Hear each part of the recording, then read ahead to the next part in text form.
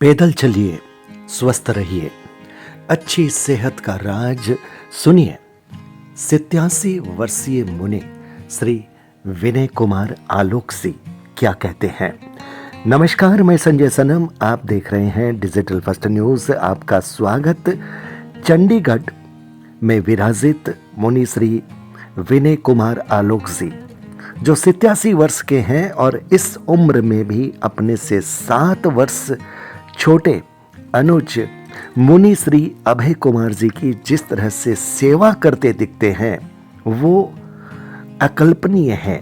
मुनि श्री अभय कुमार जी ने भी ये बात कही कि आज के दौर में बच्चे अपने माता पिता की वो सेवा नहीं करते जो सेवा बड़े मुनि महाराज मेरी कर रहे हैं। 87 वर्षीय मुनि श्री विनय कुमार जी की सेवा भावना को वंदन करते हैं। इस उम्र के पड़ाव में सेवा मन से और तन से कर पाना बहुत बड़ी बात है। तो आज के वीडियो का संदर्भ है कि इस उम्र के पड़ाव पर भी मुनि श्री जी आपकी सेहत का राज क्या है। मुनि श्री जी के जीवन दर्शन और अनुभवों के साथ आज का वीडियो बड़ा रोचक और प्रेरक होने जा रहा है। आप हमारे साथ जुड़े रहिएगा और वीडियो को पूरा सुनिएगा। तो चलिए चलते हैं, अब मुनि श्री जी के अनुभव को सुनते हैं। तो दर्शकों, स्क्रीन पर आप देख रहे हैं मुनि श्री जी को। सबसे पहले मुनि श्री जी को नमन करते हैं, वंदन करते हैं डिजिटल फर्स्ट न्यूज़ के प्लेटफॉर्म पर। उनका बहुत ही दिल से, हृदय से और यह कहिए कि श्रद्धा के साथ अभिनंदन करते हैं। तो मुनि श्री जी, सबसे पहले हम ये जानेंगे कि आपका स्वास्थ्य कैसा है। 87 इयर्स की आपकी ये वय है और इसमें आप इतने एक्टिव दिख रहे हैं, तो ये परमात्मा की कृपा है, आपके पुण्यों की कृपा है, आपकी तपस्या की कहीं ना कहीं आराधना की वो शक्ति है। कैसा है स्वास्थ्य? मेरा स्वास्थ्य बिल्कुल सही है। न कभी शुगर, न कभी प्रेशर, यानी कोई भी बीमारी से मैं अब तक अछूता हूँ। क्या बात है। इससे पीछे अछूता रहने के पीछे कारण क्या है ये आप जानें। क्या कारण है? ये बहुत बड़ी बात है। मैंने आज से 35 वर्ष पूर्व एक निर्णय लिया कि धीरे धीरे खाने पर नियंत्रण किया जाए। आहार पर नियंत्रण किया। वैसे भी मेरा शुरू से भोजन मात्रा बहुत कम थी और उसके बाद मैंने नियंत्रण की बात सोची तो निश्चय किया कि एक रोटी से ज़्यादा न खाया जाए। 35 वर्ष पहले? हाँ, एक रोटी। सवेरे सामान्यतया मैं नाश्ते में अनाज लेता भी नहीं, वो लेता हूँ तो बहुत कम लेता हूँ। यदि कोई चीज़ नहीं मिले तो लेता हूँ, नहीं तो नहीं लेता। पहले मुझे कोक पीना, तो कोक मैंने पिया होगा 50 से 55 वर्ष, 55 क्या 60 वर्ष तक। मतलब उस वक्त आपको इतना शौक था? शौक नहीं था, हमारी चर्या में पानी का अभाव था। अच्छा। पानी का अभाव। जब हम दिल्ली में, मैं दीक्षित होते ही मुनि महेंद्र कुमार जी के साथ दिल्ली में था और उन्होंने साधना के साथ साथ प्रचार कार्य के लिए भी समय के साथ नियोजित किया।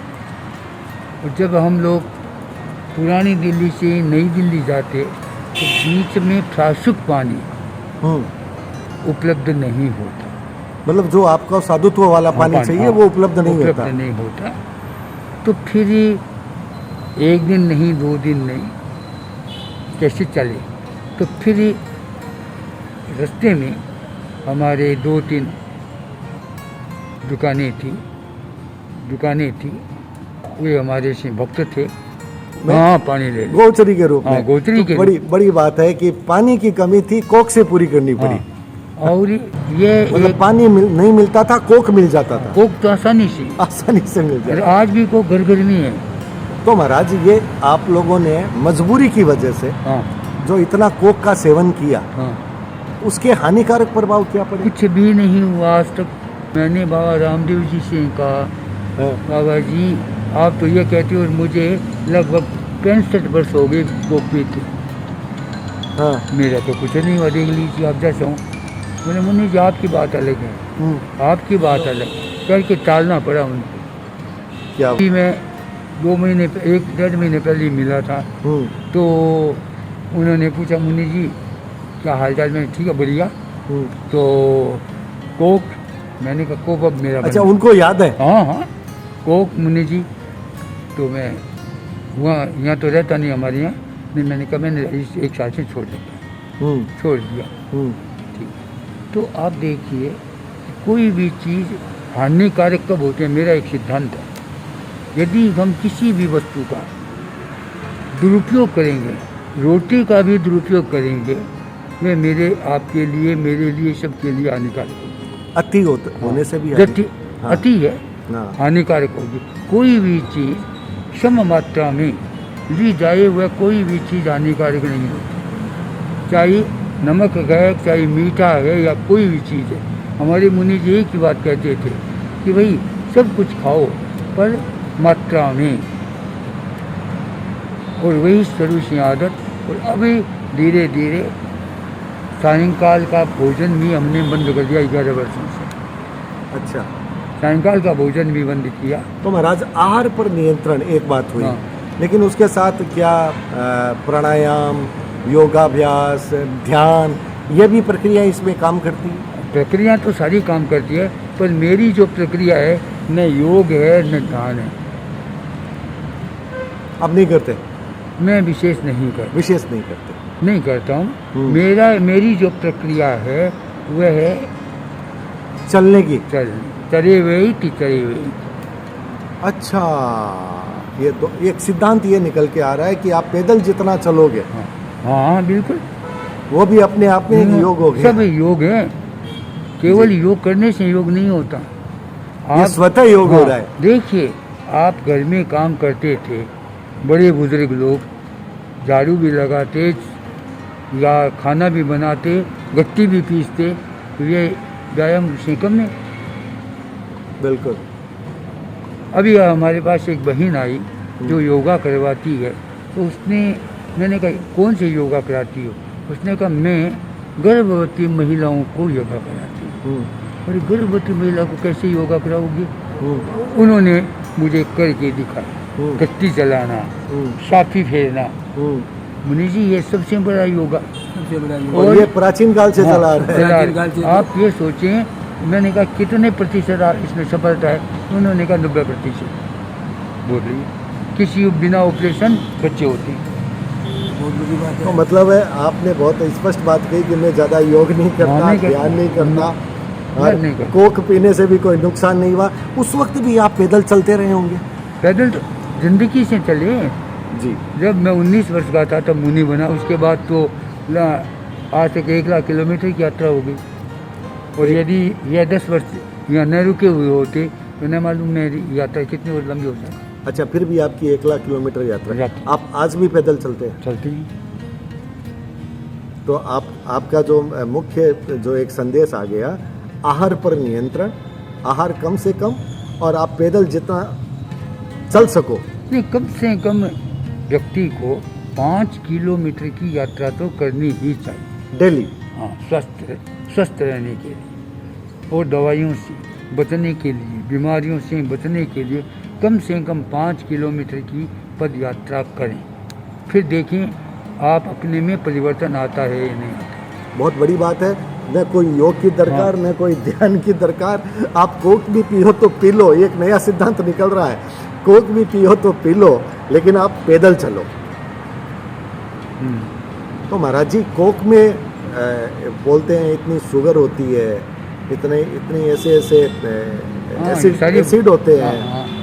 अब बताइए आपके शरीर में ऐसा कौन सा पदार्थ था जिसका असर अब नहीं हुआ? बताइए कि शुगर होती है, सब कुछ होता होगा, पर आप मुझे देख लीजिए, मैंने शुगर की कभी ज़िंदगी में गोली भी नहीं खाई। तो कोक एक दिन में 2-3 पी ना, लेते थे? ना। पहले तो एक ही पीते थे, कुछ वो पानी का अभाव था ना, तो बस वहाँ लिया पी लिया, ज़्यादा नहीं पिया। फिर धीरे धीरे धीरे सुबह नाश्ता नहीं, बिल्कुल छोड़ दिया, और ये सायंकाल का नाश्ता नहीं था, सायंकाल का भोजन भी नहीं, तो सुबह और शाम सुबह और शाम? 200 ग्राम वाली। तो दवा की तरह ले रहे थे आप? बिल्कुल। अब एक बड़ी विशेष घटना मैं बताऊं आपको। जी। आचार्य तुलसी जी दिल्ली में विराज रहे थे, और दिल्ली के कार्यक्रमों की जिम्मेदारी मेरे पर थी। नियमित जाना आना चलता था। तो एक दिन मैंने जाकर के आया, लगभग 3-3:30 बजे। गुरुवारी विराज रहे थे, मेरा चेहरा थोड़ा सा मुरझाया हुआ था। तो वंदना करते ही आचार्य वर ने कहा, क्या कोई काम नहीं हुआ क्या? मैंने कहा, नहीं गुरुदेव, आपकी कृपा से काम तो फिर चेहरा उदास क्यों? हाँ, उदास क्यों? तो मुनि बालचंद जी स्वामी खड़े थे, उन्होंने कहा, कल उपवास था, शायद आज पारना नहीं मिला हो। आज पार एकांतर चल रहे थे। तो आचार्य श्री ने पूछा, क्यों? मैंने कहा, नहीं, आज कुछ नहीं लिया, मिला ही नहीं। क्यों? मैंने कहा, कोक का बंद कर दी, गुरुदेव ने बंद कर दिया था। बोले, तेरे लिए खुला। बताइए आप। ये स्थिति थी। हाँ। तो महाराज कोक मिल जाता था, दूध नहीं मिलता था? दूध का त्याग है, अच्छा। दूध चाय सब त्याग। अच्छा, आपने दूध चाय का त्याग कर रखा है? कब काफी से? लंबे टाइम से। काफी दिन हो गए? जिंदगी में एक बार 1 महीने नहीं, 2 महीने चाय पी होगी जिंदगी में। इतनी उम्र होने के बाद। हाँ।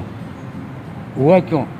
ये भी आप सोचो, हमने चतुर्मास किया आंसी मुनि श्री जी के साथ, मैं बच्चा ही था, 4 वर्ष का मेरा। तो वहाँ का पानी अनुकूल नहीं था, और पानी मूल ही खराब था, अनुकूल था पानी, प्रतिकूल। तो मैं गया, वहाँ कोई और कुछ डॉक्टर नहीं, वैद्य, एक हकीम जी थे। हकीम जी PhD थे, क्या करना चाहिए?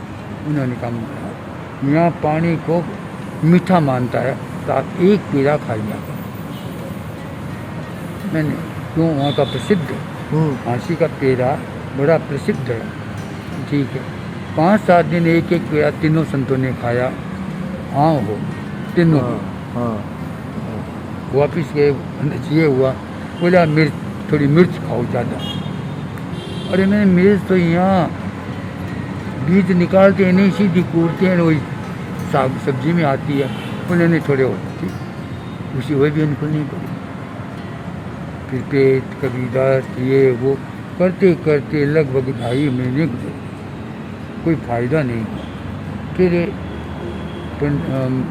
कहा, हकीम जी क्या करें? बोले, चाय लो। वो चाय अनुकूल करो। तो वो 1.5 महीना चाय, वहाँ से बिहार किया, कोलंबी बिहार। तो मुनि श्री ने कहा, 3 बज गए बिना मुनि। मैंने कहा, महाराज 3 बज जाओ, 3:30 बज जाओ, अपन जिसने कोई सड़क पर ही कोई दुकान मिलेगी तो बात अलग है, बोला। फिर थोड़ी देर के बाद सड़क पर, और वह दुकान वाला सड़क पर अब अपनी चाय उतार रहा था। मैंने गया, क्यों भाई, थोड़ी चाय देगा? बोले, हाँ मुनि जी, पर एक बात पूछ लूँ? मैंने, बोल भाई। मुंह बांध लिया, आदत को नहीं बांधा। ये बात लग गई?